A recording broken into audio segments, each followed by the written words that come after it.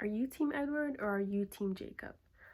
If you have no idea who Edward is, who Jacob is, don't worry, because I'm about to introduce you to the Twilight Saga and pretty much tell you all the reasons why you should go watch the Twilight Saga right now, okay? So, thankfully for you, you have the most equipped person to explain to you what the Twilight Saga is, seeing as how I have nearly memorized all five, yes, five, of the Twilight Saga series.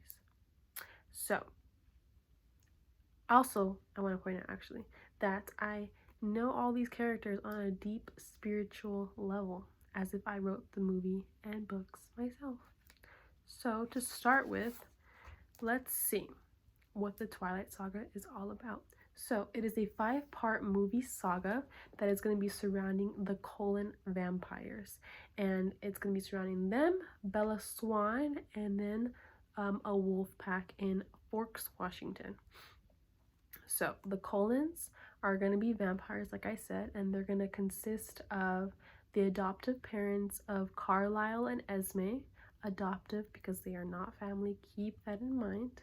And then their adoptive children. We have Jasper, Alice, Emmett, Edward, and Rosalie, so 5 of them in total. And they are all going to be not related, not part of family, and they are going to be all couples, okay? So, they are considered vegetarians in their own eyes because of the fact that they do not hunt humans, and they solely get their food from animals and use their blood instead of humans, which is actually pretty rare in the movie. Everybody's all feeding off of humans if you're vampires, right? So another thing is that the main wolf in this saga is going to be Jacob Black. Okay, so like I said, they call themselves these vegetarians because of their lifestyle, which isn't going to be common. So that's one important thing in the book. Another thing is that there's going to be this, I guess you can say rivalry between the wolves and the vampires. And this is because they have been basically enemies for thousands of years. But as of right now in the movie, they're in a treaty which the wolves don't enter the vampires' land, and they're gonna be fine, and then vice versa with the vampires on the wolves' land. Also, something very important to know is that humans don't know the vampires exist because of the laws set in place in the vampire world. Because it's strictly forbidden for humans to know that vampires do exist. And then Bella Swan, one of the main characters, falls in love with Edward, who is a vampire. And then Jacob the wolf falls in love with Bella. So it's like this love triangle going on. So that's like the whole gist of the movie, and that Edward introduces Bella into his lifestyle, and she gets caught up in these dangers of like the vampire world. And then Jacob comes in and brings his own side to it. So it's just a lot of stuff going on because, like I said, they are 5 parts and 5 different movies.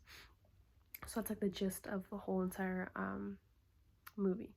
So if that doesn't entice you, then what will be the acting skills of Miss Kristen Stewart herself, because they are actually pretty hilarious. So Kristen Stewart basically carries the whole entire movie because her acting is absolutely ridiculous.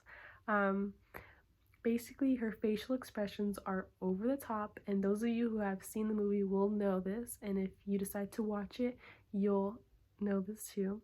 She is just so dramatic in the movie, and it's really funny. It makes you laugh out loud. So that's one of the things that I enjoy from that movie, is just like looking at her like, girl, what are you doing, you know? And I definitely recommend watching the ballet scene in her ballet studio in the first movie, where she's in excruciating pain and her eyes start to go cross-eyed, and her tongue is like stuck out, and I'm like thinking, how does that relate to pain? And it just didn't make sense. So That's like some of the examples of like how ridiculous she goes trying to like portray Bella. But in some of the interviews, she says that she's just trying to portray Bella as true to the book as possible, and that she too, Kristen Stewart, she also cringes watching some of the scenes back. So I guess, you know, we're not alone when we are laughing, because she's definitely laughing at herself too. But even if you um, are finished watching the movies, you can still go to Forks, Washington and visit the places that they filmed, because that's where it was filmed. So you can not finish, you can visit the Cullen Mansion where they stayed. And then you can even stay at Bella Swan's residence, which is now an Airbnb. And I believe it's booked out for like about a year or so. But this allows the fans to kind of explore Twilight off the screen and to interact with the community there, because there's definitely a lot of people that go to visit, and kind of be in the world of Twilight um, in its kind of realist form as you can get. So in the B&B, there are actually cardboard cutouts, and it's going to be of Bella Swan, Alice, and Jacob in the kitchen, reenacting kind of like the kitchen scene. And they also have like the films on file where you can just play it as you stay there.